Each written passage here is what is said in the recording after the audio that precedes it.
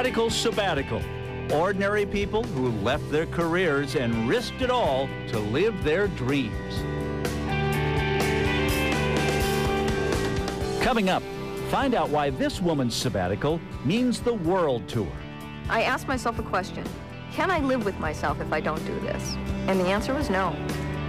And how did this former attorney find such a sweet job? It just hits me. It's like, Warren, make cake.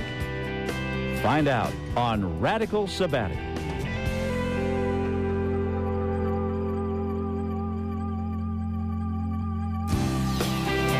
I think that always in my life I've been relatively unconventional, so it wasn't a big stretch for me to leave.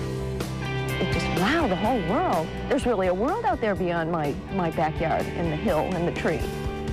It's a big blur, and I'm glad that people have tape and people have photos that I can look at and go, yeah, I remember a little bit about that.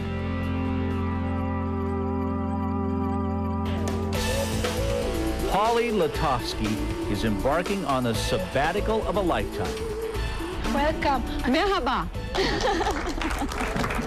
When she was a child, she read a newspaper story about a man who traveled around the world using a remarkably straightforward mode of transportation, his own 2 feet.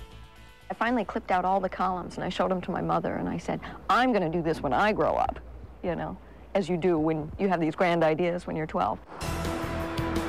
Now, decades later, Polly has turned her grand idea into reality. After years as a hotel manager in Vail, Colorado, selling group reservations, Polly decided she couldn't put off her dream any longer. I asked myself a question. At the end of my life, am I going to say, boy, I wish I would have? And can I live with myself if I don't do this? And the answer was no. Polly knew that an epic hike like this would bring great personal satisfaction, but she also wanted her dream to have a positive impact on others. So she decided to raise money for a cause that affects women worldwide: breast cancer research. My boyfriend. Over a couple of years, there were suddenly a lot of women in my immediate life that had breast cancer. That's when it hit me. Wait a minute. That's what I'll do that walk for that I've always wanted to do. Now's a good time in my life to go. And I started planning my global walk for breast cancer. Yay, end of turkey! But before Polly could take the first step on her worldwide journey, there were some radical life changes she had to make at home. I sold or gave away everything. The TVs, the VCRs, and pots and pans and blankets and beds and all the furniture. And I sold it all at a flea market in one afternoon and came back to an empty house. But the money she raised wouldn't be nearly enough to finance her 4-year pilgrimage. Polly needed sponsors. Good to see you again. Thank you. The Lions Clubs are a major sponsor, and they're in almost every town, so someone is usually in charge of me, whether that means meeting me and taking me to a hotel for the night or something. Thank you very much for having me here today and for your support of me and my project. Polly was about ready to embark on her solo excursion when she realized there was one final hurdle she had to overcome: her own fear. Fear is something that pops into your mind during the planning stages, because fear really comes from the unknown, and I don't know what Turkey is like, and I don't know if I can get through Pakistan, and I don't have any idea what India is like. But on August 1st, 1999, 37-year-old Polly-Turkey-2002 gathered her courage and bid farewell to Colorado and her old life. She headed west to Arizona, then California. She flew to New Zealand, then Australia, Malaysia, Thailand, India, and now she's in the city of Bodrum, Turkey. There's a sense of freedom and that you feel suddenly, and there's also that sense of achievement, and you're having a high.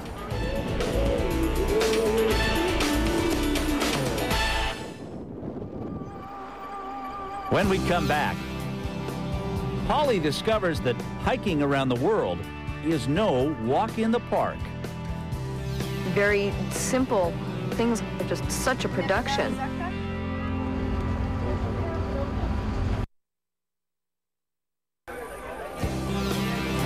A few years ago, Polly Lutovsky's domain was the insular world of a resort hotel in Vail, Colorado, booking reservations for guests.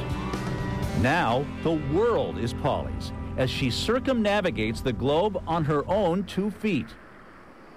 Sometimes it can be a lonely odyssey, but always full of adventure. I'm looking around, looking for good photos and trying to learn the language. Sometimes I'll carry the language book and study as I'm on the road. Mountain, motorcycle, motorway, mountain, Montaña. And I do have a Walkman with me, and I'll listen to music and sing out loud. Or if they have an English-speaking channel, I'll listen to the news. And you can learn a lot about a culture through their news.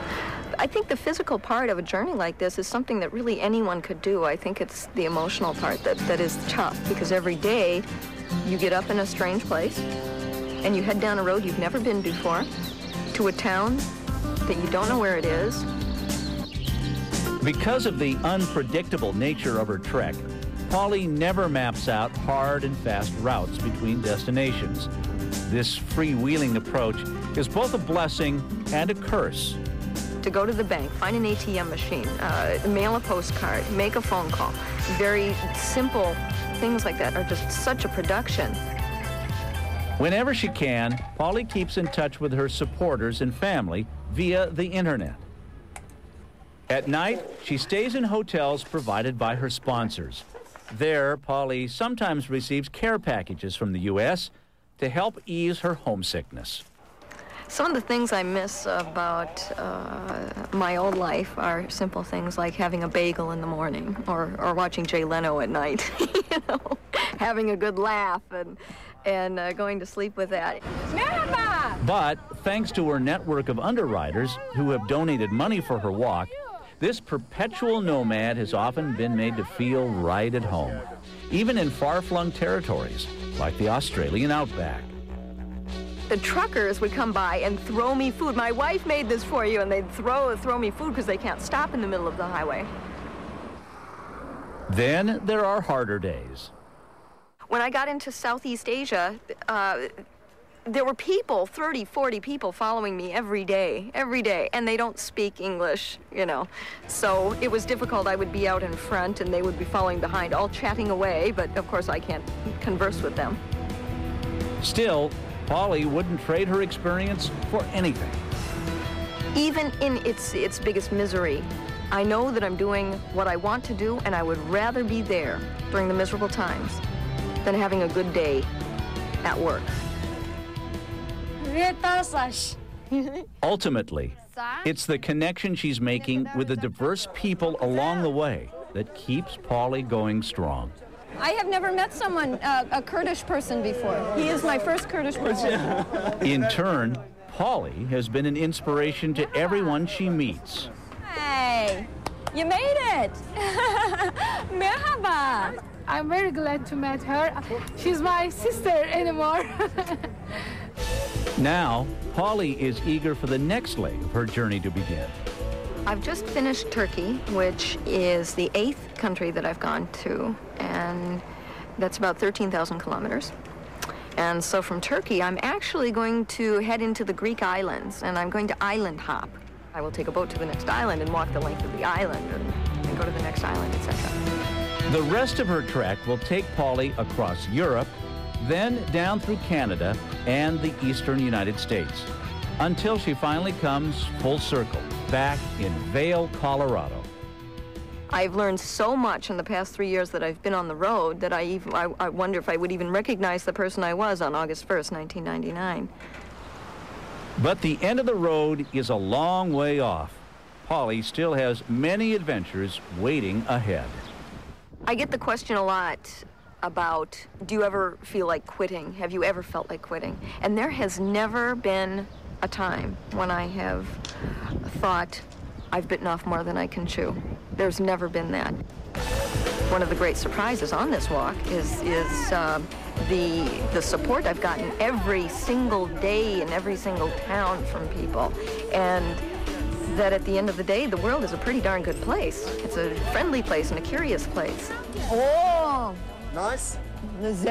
And I want to go to CNN and say, start reporting the good stuff. Walk through Thailand. See how many coconuts you get. It's a good world. It's a world Polly-Turkey would have never known if she hadn't dared to take that radical first step. I would advise people to ask themselves that question. Will you be happy at the end of your life if you did not, in fact, pursue it? Fail if you must, but at least you tried.